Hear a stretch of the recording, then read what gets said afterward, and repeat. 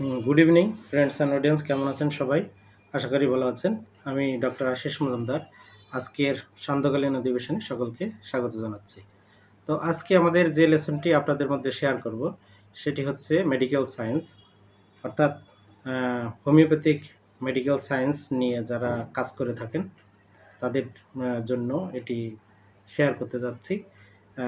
আজকের লেসনটি হবে একটা নবজাতক শিশুর নিওনেটাল কেস।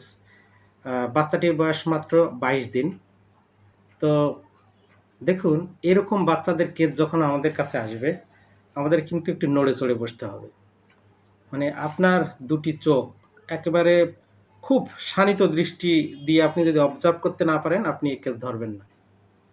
তো আমরা যারা মাইন্ড টেকনিক করি, আমরা বাচ্চা নিয়ে ঢোকার সাথে সাথে আগে আমাদের টার্গেট থাকে ওই বাচ্চাটার দিকে, মা বাবার দিকে কখনো আমরা ওইভাবে অবজার্ভ করি না, করি কিন্তু পরে যখন কথা বলে তখন। তার আগে বাচ্চাটিকে আগে দেখে ওই সময় আমরা কেস টেকিং নিয়ে ফেলি।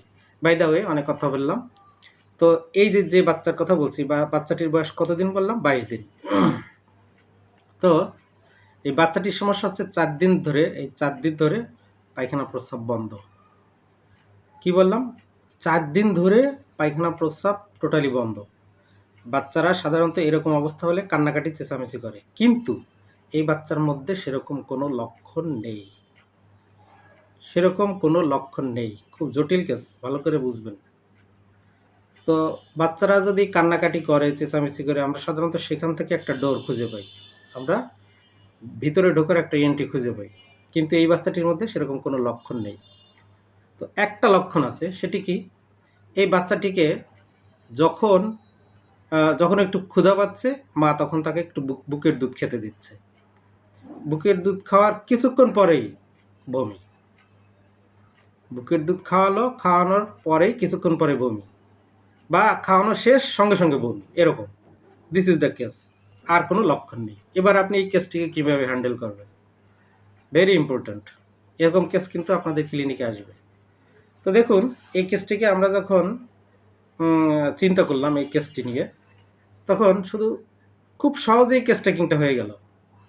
যারা ক্লাসিক্যাল সিস্টেমে এই বাচ্চাকে ওষুধ দিতে চান, আপনারা কীভাবে কী দিবেন আমি বলতে পারবো না, কিন্তু মাইন্ড টেকনিকে আমরা খুব সহজেই বাচ্চাটির কেস টেকিং কিন্তু করে ফেলেছি।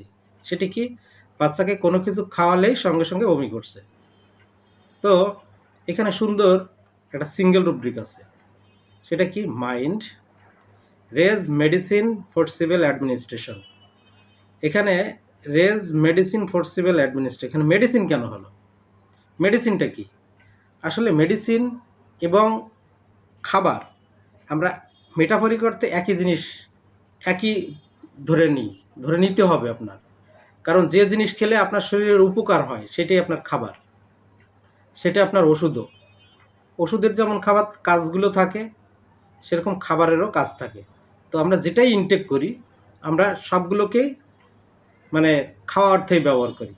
মেডিসিনও খাওয়া হতে পারে, খাবারও খাওয়া হতে পারে। দুটোর থেকেই আমরা পুষ্টি পাই, দুটোর থেকেই আমরা এনার্জি পাই। দুটোর থেকে একটা রোগ সারে আর একটা শরীরের বৃদ্ধি সাধন হয়, এই তো। তো এখানে দেখুন, এখানে মেডিসিনের সাথে কেন তুলনা হলো? বাচ্চা দুধ খাচ্ছে, সেটা থেকে সে পুষ্টি পাচ্ছে, সে স্বাস্থ্য হচ্ছে, আস্তে আস্তে গ্রো করতেছে।